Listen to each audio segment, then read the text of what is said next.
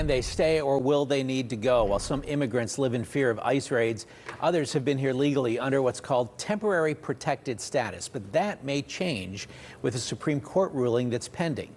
KDKA lead investigator Andy Sheehan says the decision could have a major impact on Charleroi, Washington County. The U.S. Supreme Court will rule this summer whether Haitians and other immigrants can continue to enjoy protected legal status and stay here in Charleroi. But borough officials say since the town became the focus of national attention, most of them have already left. They fled Haiti and other troubled nations like Liberia and Nepal, finding legal status and a new home here in Charleroi.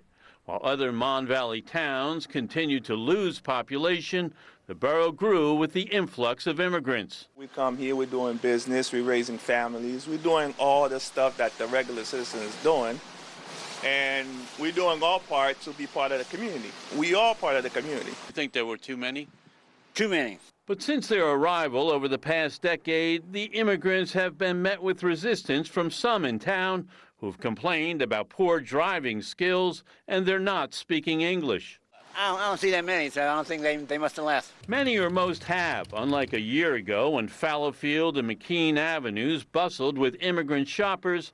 The sidewalks are empty, and newly vacated stores now line those streets.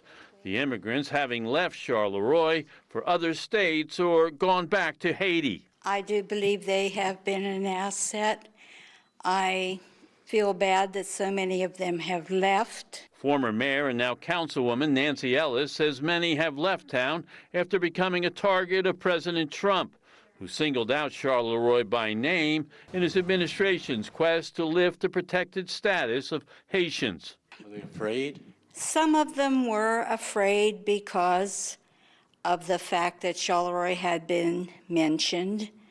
They were afraid that it was going to be targeted. Ellis estimates that of 1,200 Haitians, only a few hundred remain.